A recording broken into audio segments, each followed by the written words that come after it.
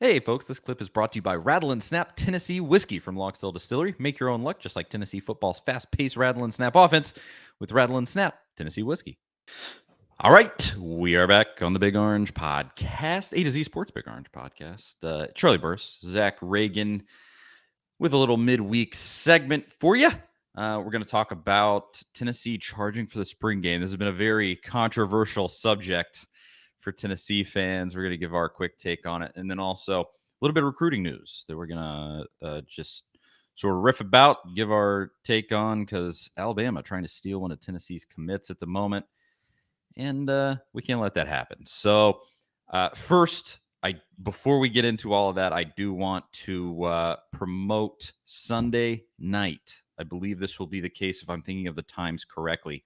7 p.m. So the bracket reveal, I believe, is at 6 p.m. for the NCAA tournament. At 7 p.m., we will be going on with our partners Run Your Pool, play.runyourpool.com/ATOZ. Go there, sign up, and we're going to be giving our take on Tennessee's draw in the NCAA tournament. And we're going to talk about how far they might be able to make it and whether they got screwed over by the NCAA selection committee, which I'm sure will probably be the case, as always. So 7 p.m. Sunday night. It's going to be a live stream right here on the A to Z Sports Nashville YouTube channel. So don't forget to check that out. All right. Tennessee spring game set for, I believe, April 15th. Saturday, April 15th. Always fun. Just a great sort of family outing Tennessee fans love going to. It's had varying levels of success over the years, depending on how excited Tennessee fans are for the coming season. Now, this coming season, Tennessee fans are extremely excited. You just had an 11-win year where Tennessee made massive sums of money off of Tennessee fans and sold out a ton of games and had a lot of success and won bowl games and all of these things. And Tennessee is turning around and charging for the spring game. Now, it's not a lot of money. They're charging $5. I actually went on and I looked at Tennessee's official ticketing website. You pay $5 plus a fee of $1.06. So the full, at least if you buy it online, the full amount that you'll pay is $1.06 to get in to this game. Some Tennessee fans I've seen on social media, they're crying foul on this one. They don't like it. It's greedy, opportunistic from Tennessee's administration. I'll give my 2 cents in on it, but we'll start with you, Zach. Your thoughts on Tennessee charging for the spring game? I mean, when I saw that they were charging the $5, honestly, it didn't even.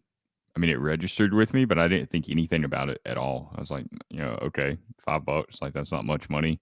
You just have to make sure you have cash or card or however you're going to pay when you get there or whatever the process is. I don't see the big deal. I mean, it costs a lot of money to put on an event at Neyland Stadium.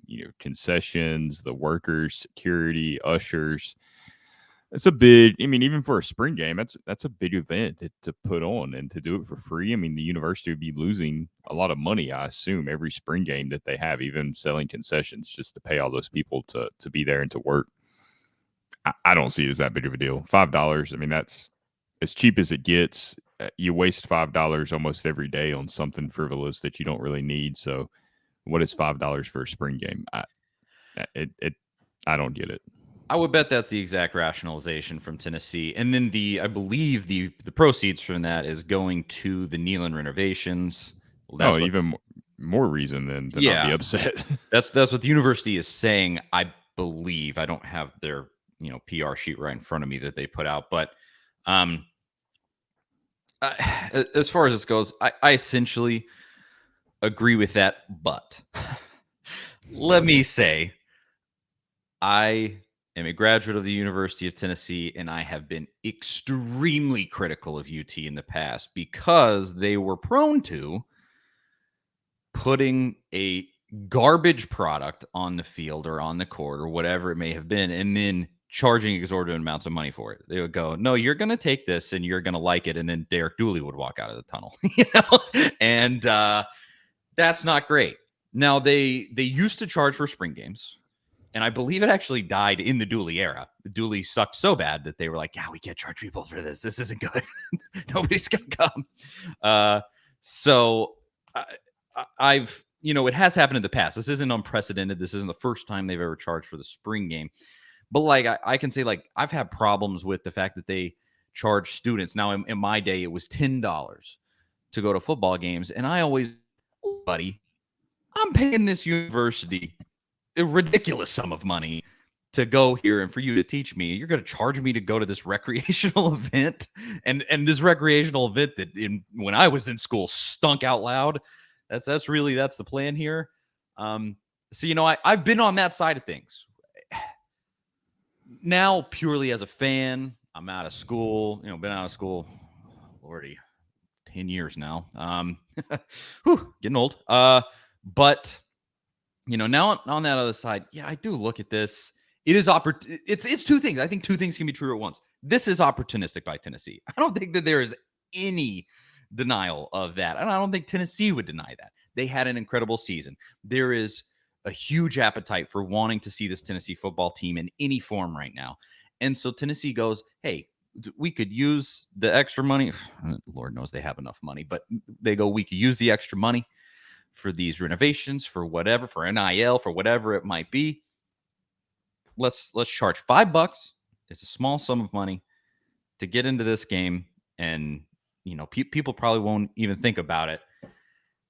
That is opportunistic. Would I call it greedy?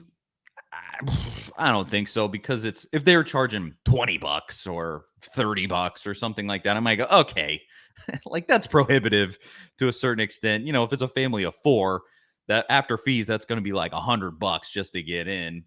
But with this, family of 4, $6.06. I'm no math major. What would that be? $25. Yeah, exactly. Like, it's not crazy. And if $25 is a serious issue for you, you might not be, you probably shouldn't be going out to do anything to start with. So that's, I don't want to sound callous. Everything is relative. If you make $20,000 a year, $25 can be a big issue. If you make $400,000 a year, you don't think about $25. It's all relative. So really, this is a total fence sitting take by me. I'm full, I'll say it. That is what it is. I get it from Tennessee's side. Yes, they are being opportunistic. Also, I get why they're doing it. Tennessee just won 11 games and everybody wants to see this football team play. Of course they could charge for this and people are still going to come. Of course. And then I get it from the fan side where they go, look, dude, you haven't charged for years. Stop this. Don't get greedy on us now.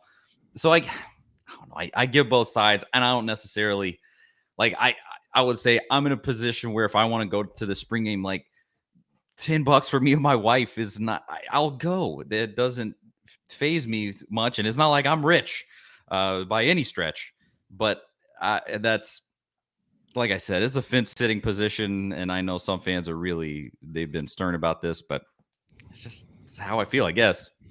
Few things go better with a Tennessee sports victory than an awesome whiskey. And actually, me and Jonathan Crompton had a drink of whiskey during the postgame show of every football win this past season. And more specifically, we had Rattle and Snap Tennessee Select Straight Whiskey. You can see it right there behind me. Log Still Distillery has released a new Tennessee whiskey product line called Rattle and Snap Tennessee Whiskey, named after a long-forgotten game of chance. Rattle and Snap is a whiskey for those who make their own luck. There's a 4-year and an 8-year version of Rattle and Snap whiskey. And actually, this one behind me is the 4-year version right here. It's perfect for making your favorite whiskey cocktails or just drinking neat. It's really great stuff. And I mean, you can see it there. The bottle looks great too. You can find Rattle and Snap right now in stores across Tennessee. And Rattle and Snap is also available in Kentucky, Indiana, and Mississippi. So run, don't walk to get yourself some Rattle and Snap whiskey.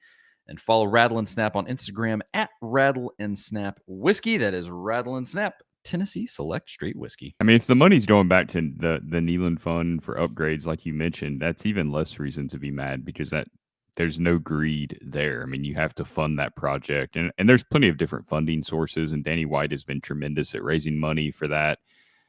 But it all makes Tennessee better. The upgrades, all the NIL stuff, or they're raising money for that. Like it all makes Tennessee a better program. So it would be different, like you kind of alluded to, if this was a different time, the end of the Butch Jones era, some of those Jeremy Pruitt years, and you're trying to charge people to go in there. At that point, you're trying to drum up excitement. You want people to come. You want as many people to come to the spring game as possible. And at that point, it has to be free.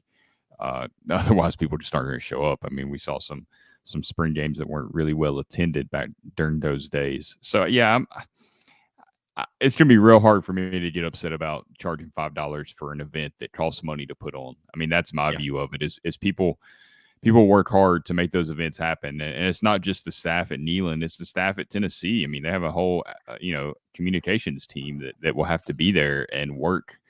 Those can be some long days for those guys. They don't just show up for the game and leave. They're there hours before, hours after. Same with a lot of the media. So it just I can't see getting upset about it. And I think most people that are upset about it are probably just kind of predisposition to be upset about various things, whatever pops up, they're going to have a problem with anyway. I think the majority of people will show up, pay their $5 and go right on in and not think much about it. I will read exactly what Tennessee says. Premium and non-premium seating will be available for the orange and white game. Admission is $5 for non-premium seats. Doesn't say how much the premium seats are. What are the premium seats, I wonder? I mean, do they have like box seats for the spring game? I don't know. Are they talking about like 50-yard line seats? Because it's usually just you show up and you go sit where you want to sit. Yeah, and when you went to go buy them on the website, it just said general admission. So it's probably those the one on the field. Probably. Oh yeah, well, and maybe there's like a meet and greet with people or something. I don't know. I'm just speculating, but maybe that's what it is if they throw in something like that. But it says all proceeds will count as contribution to the My All campaign. So that's what Tennessee says about it. Yeah. I'm not going to get overly upset about it. Now, where I think fans could justifiably get upset is if they like quadruple season ticket prices or something overnight. Like, yeah, okay, you won 11 games, but like, let's not get carried away here. That's the product has still stunk for the better part of the last 15 years. Don't bend me over a barrel, So plus, when you start charging insane amounts for tickets, the crowd that you get changes. Yep.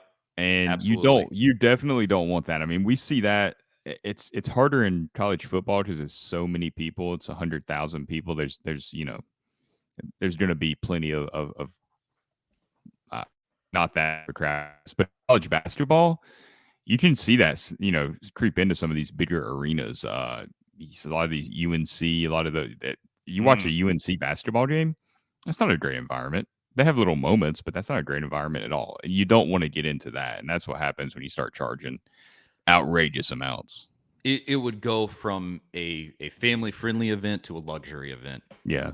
And yeah, I mean, I don't think anybody wants to see that happen. I mean, it did edge on that for like the Alabama game this year. I mean, what were the ticket prices on that? Absolutely insane. On the secondary market, I don't know what the original prices were, but it was like starting at $500 or something like for the nosebleeds. That's a luxury price right there for absolutely anything. And you add on those fees that are like freaking 20%. Here's your ticket for $120 and you get the checkout and it's $315. So ridiculous. Like what? Yeah. I mean, I bought concert tickets just recently for a show at the Ryman, see this band Nickel Creek. And yeah, the fees were almost as much as the tickets. It's so stupid. But that's another conversation in itself right there. But yeah. So anywho, as far as the $5 for the spring game goes, I get it. Why it might make people uneasy. It is Tennessee being opportunistic. You gotta trust Danny White though. I mean, he's been all about the fans and what the fans want. So if this is something he thinks is, like I said, if he thinks it's going to make Tennessee better, make the stadium better, he's gotta trust the plan on that. Yeah. He's been doing right by Tennessee fans so far. There would be, like I said, there would be a point if they jack up season ticket prices to an insane level or something like that. Yeah, then we can certainly have a conversation there. But as far as this goes, they've done it in the past. It's not unprecedented.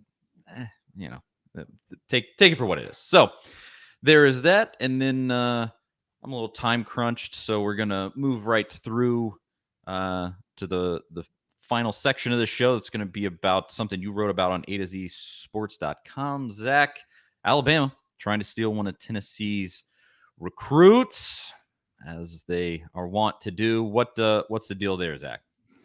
Yeah, Caleb Beasley, the top-ranked player in the state of Tennessee, he committed to Tennessee right after Tennessee beat Alabama this past season. It was about 6 days after, I think, that big win. He was there for it. Cornerback, I mean, the guy that Tennessee really, really needs, and he's locked in a visit now to Alabama coming up soon. He's locked in a visit to Notre Dame, which I think they were pretty heavy on him before he committed to Tennessee, and he's got one. He's got one to Auburn as well. That doesn't seem to be such an issue, but the fact that Alabama and Notre Dame's after him can be kind of concerning. And he's from Nashville. You've seen a lot of those Nashville area kids not end up at Tennessee. I mean, a lot have ended up at Tennessee. We've seen quite a few, but we've seen quite a few that have left the area too and not went to Tennessee. So, he's still committed right now, but that's kind of anytime you go to Alabama. Now, I don't think Alabama's offered him yet. I think they were kind of waiting to see how his, junior season played out in high school before they, considered offering him. But the fact that they're bringing him in for this visit, it's got to be concerning, right? I mean, if Nick Saban comes after one of your guys, and I don't know if you saw the comments that he made about Nick Saban talking about what a great coach he is, what a great program Alabama is. I mean, it just kind of made me a little uneasy, reading those comments and knowing that he's going there and knowing that's such an important player for Tennessee to get. I mean, it's a position of need at cornerback, and it's the top-rated player in the state. I mean, those two things you've got to have, and it's not like, we've seen higher-rated players in Tennessee that Tennessee doesn't go after every single one just because they're from Tennessee. They still have to fit what Josh Heupel wants, but this is the guy they clearly want. This is the guy they've been after. They've gotten the commit column. Keeping him there might be a problem. For those two reasons that you mentioned there, top-ranked player in the state of Tennessee and at a position that Tennessee sorely needs players. You can't lose them. You just can't. You do what you got to do. Call up the collective, get them to start talking numbers. I don't know what it's going to take to fight Alabama off. Obviously, you said not totally sure that they've offered yet. So it may be a little overblown at this point. But make no mistake about this either. Alabama needs quarterbacks bad. Tennessee threw all over those boys this season. Nick Saban knows that his set of defensive backs stink, and he needs to go get better dudes. So I'm sure they're going to be fighting hard for guys like Caleb Beasley. And this is one you can't lose. There are some in this recruiting class where if they ultimately left, I would be like, oh, that's tough. But these things happen. Some guys where it was kind of a stretch to begin with from states far away or whatever it might be. There's a lot of factors there. But I mean, this kid's 2 hours down the road. And what's he at Lipscomb Academy, I think, in Nashville. I mean, that's right there. And I mean, that's the pipeline that Tennessee needs to be in control of. And so, yeah, and at a position that you need guys so badly. And maybe it's a situation where maybe he wants to see that Tennessee has another good year or something like that. Who knows what these kids think, but man, you got to hang on. He's going to play early at Tennessee, but like you said, he might at Alabama as well, which is kind of crazy to say after their success with that position over the last 15 years. But that's part of what he mentioned too, was that Alabama routinely puts great defensive backs into the NFL. And that is something that is going to be really hard for Tennessee to compete with. We've heard more and more players talking about NIL deals, and I think players, you're going to have deals like the Jaden Rashada deal where these huge promises are made and maybe there's some controversy or it doesn't work out or they base their decision entirely on that deal. I think that's always going to be a thing because, money is money. But I think we're starting to see players trust the process a little bit where they're more interested in going, there's been several interviews where they've talked about, I don't really think about NIL stuff at Alabama and Georgia. And they even mentioned Tennessee because those are great programs. They know that money will come if they perform. I mean, you see it at Tennessee. I don't know about it, Alabama and Georgia. I'm sure it's the same way there. Those are top programs. I don't follow their athletes on social media, so I don't see what they post. But we've seen it with Tennessee. I mean, from Hendon Hooker to guys like Jacob Warren, who is a starting tight end, but not, not one of those really well named known players like a Jalen Hyatt. Even he has these NIL deals that he's out there promoting.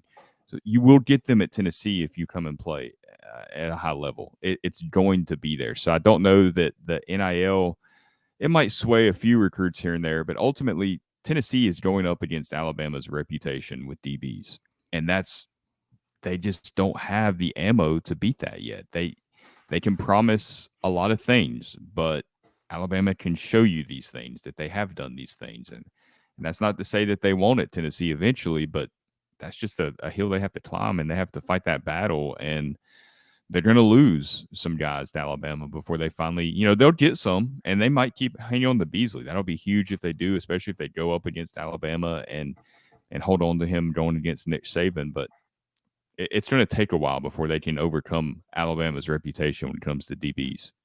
Yeah, at the end of the day, you're fighting an uphill battle in some ways that you simply can't overcome until the results come on the football field. Hopefully the defensive backs will be bolstered this season with the transfers and things like that. Tennessee's defense theoretically should be better. And so until you can kind of get that down, it is what it is. Although thankfully you had like an Alante Taylor and, some of that, or some of your guys have translated to the NFL so far. But yeah, I mean, it's not the factory that Alabama's been since Saban's been there. Obviously, you would going there being a defensive back, you would be like a Saban guy. That's Saban's specialty. That's where he kind of came up in coaching. So it's an uphill battle. But this is one, frankly, for optics, for just generally having, I guess, recruiting control over the state of Tennessee, as you probably should, being the University of Tennessee.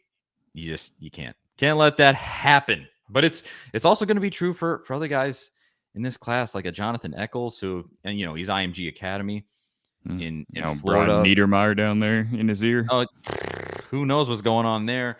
And he committed so early, and so who knows what could happen there, but you're going to have to recruit hard for dudes that are already committed sometimes. And this might be one of those situations. We shall see.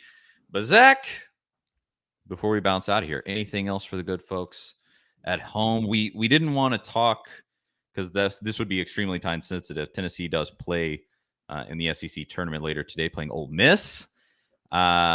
Who's gonna win? That way, when people see this, they can, they already know the outcome. Yeah, the game. By the time this drops, the game will basically be about to start. It's at I think 3:30 this afternoon Eastern. I mean, I think Tennessee will win by like 10. Ole Miss they had a nice little resurgence after they fired Kermit Davis and put that interim coach in place, but. Here real quick before we go, then how do you feel about them possibly hiring Chris Beard? It sounds like that is what's going to happen. It's absolutely shameless, but at the same time, I almost in the landscape. Well, the stuff that he did. Look, the charges were dropped. That's what I'll say. Innocent until proven guilty. Although some of the details of that police report were not good. I would put it that way. And look, we can't speculate, but typically. There's usually something to when something like that happens. Exactly. It doesn't just pop up out of nowhere for no reason. Texas didn't fire a guy who was a very good basketball coach for absolutely no reason. Right. I would put it that way. But man, sometimes I respect those athletic departments that are totally shameless, dude. Who do you give the edge to? Auburn with Bruce Pearl and Hugh Freeze, or Ole Miss with Chris Beard and Lane Kiffin? What is the more just distasteful combo? I mean, Bruce's stuff was just he's just kind of a sleaze bag. He was at Tennessee, but we were like, he's our sleaze bag, Yeah. Tennessee fans sort of knew that. The stuff with Chris Beard, if the things that were accused, even though the charges were dropped, but they get fired by Texas. If the things that were accused were even partially true, man, that's not good. That's not good at all. It's almost like Kiffin and Pearl are Kiffin and Pearl are kind of in the same boat. It's mostly recruiting violations, and then Beard and Freeze is more personal life type of stuff. Yeah, I mean, although Bruce, now this is separate from your work life. People have different opinions on this. Some people think that your personal life should absolutely be taken into consideration with your employment, but Bruce and Lane, it was like infidelity, divorces from wives because of that infidelity, things like that. I think that happened to both of them, although that's allegedly. Let me just say, I was not in the rooms when those things went down, but the divorces, not the infidelity. But they're kind of 1A, 1B. That's how I would put that. There you go, Absolutely shameless, and to some extent, I gotta respect that. I guess, like if you're gonna do it, I guess. Chris Beard's a good basketball coach. That would be an amazing hire by Ole Miss. Oh yeah, them just kind of taking advantage of a situation because the guy's toxic. He's a good basketball coach. It's been a rough year for coaches in Texas. Saw Texas Tech coach got let go as well. Oh yeah, controversy down there too. So yeah, said tough week. Said a racial slur or something. I haven't looked totally into the whole story because you just kind of see it and like, wow, okay, being a basketball coach in Texas, not your year. Oof. Well, anywho, that's that, and hopefully I am not wrong about that prediction of Tennessee beating Ole Miss. Please don't let me be wrong about that. Charlie Burris, Zach Reagan, Big Orange Podcast. Go to A2ZSports.com to read everything that Zach writes. It's all excellent stuff over there. And we got I said it on the show this week, but we got the revamped website. We partnered with Arena. Is it Arena Group? Media? Or the Arena Group. That's what it is. Yes. Not Arena Media. The Arena Group revamped the website now. It's looking fancy over there. So go over there, read the stuff that Zach does, social media, you know where to find us. That's it. Thank you for listening. We'll talk to y'all next week. See you guys then. Oh, wait, let me hold on. Throw this in. I said it at the beginning. Little post-credits scene here. Said it at the beginning, but I'll say it again. The Sunday night, 7 p.m., Zach and I live breaking down Tennessee's bracket draw. So tune in here where you're watching this. On YouTube, it will be live there. So there's that. And now we'll talk to y'all Sunday night. See you guys Sunday.